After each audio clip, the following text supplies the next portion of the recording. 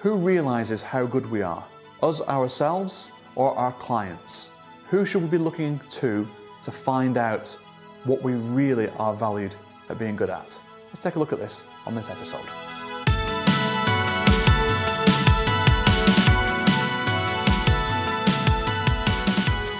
So, it was Glasgow, and there was an accounting conference that no longer exists that we were speaking at, and it was at, I forget the name actually of the venue where we were in Glasgow, but it was right next to the Hydro, and there was a concert that night that was like an 80s collective, you know, a few of the 80s bands were together on one bill, and I had spoken the day before, as I recall, at the accounting event, and this day was just for me to sort of make connections and set up some appointments and that sort of thing.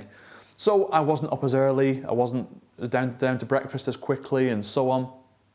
And so I was at quite a leisurely start. You know, the conference was already in play and everyone was already over there and I was still in the hotel. So I was one of the last ones down for breakfast. And as I sat down for breakfast, there was only 2 or 3 other people in the hotel actually eating breakfast. And I thought I recognised one of them. And as I looked closer, I realised that it was Tom Bailey from the Thompson twins. Now, most of you will not recognise that reference. Any of you of my age or older will. But that was a band in the 80s who were extremely popular, and the lead singers sat right there. So me being me decides I have to have a conversation, that I have to butt in, that I have to be noticed. You know, that's what happens with people like me.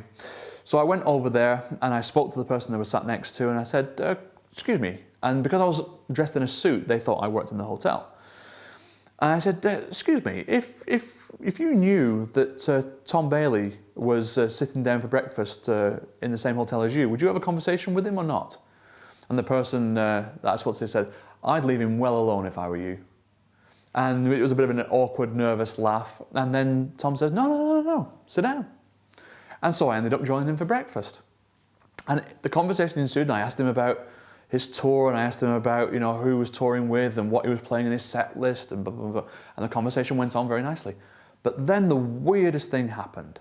Then he asked me about what I did for a living and what my career was.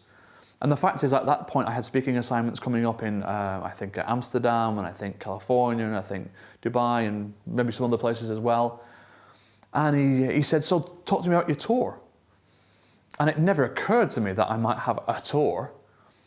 So the conversation went on, and I find myself in the surrealest of situations where I've got the lead singer of the Thompson twins asking me about my tour. Surely that's the wrong way around.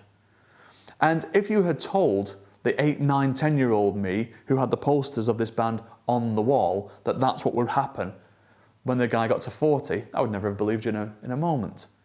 But it fascinated me to learn one single lesson.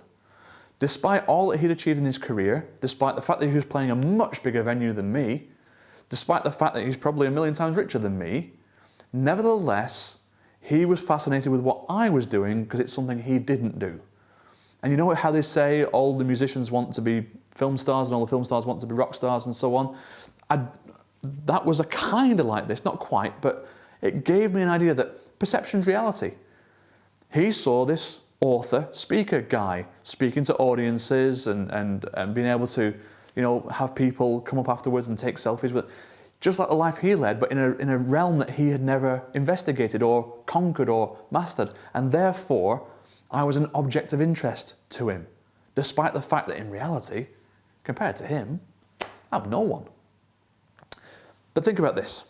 This is what I want to think about on this episode of The Best. Okay? When that situation occurred to me, that I was being perceived as someone, you know, that an object of interest, what about you in your conversations? You might think, I'm just an accountant, I'm just a sole practitioner, I'm just a tax practitioner, or whatever it happens to be. But how could you become an object of interest? Because the best I've ever seen is practitioners who've got great stories to tell about their clients. Practitioners who understand current affairs, politically, news stories, and can hold conversations about travel, about politics, about sports, about whatever the subject happens to be. They become objects of interest. When you see the greatest partners of firms with the greatest portfolios, they've got the greatest networks. because they've built friendships and relationships, because they've got something to say to everybody, and they become an object of interest or of curiosity to the other person. Unbeknown to me, I became an object of interest and curiosity to a famous person. And I can't see any reason why you can't. So if you're wondering why business is going to your competitors, if you're wondering why your average fee isn't where it should be, if you're wondering why you don't know where your next big client's coming from, take a look at who you know, how big your network is, how proactive you're being, and whether you are an object of interest to those people, whether they want to talk to you, learn from you, get your view. How much gravitas do you have amongst your network? Because that's the best way to start attracting the highest forms of business. If you need help with that, we can get started straight away. Click the link below this video and let's start the conversation. But until then, I will see you on the next episode. Bye for now.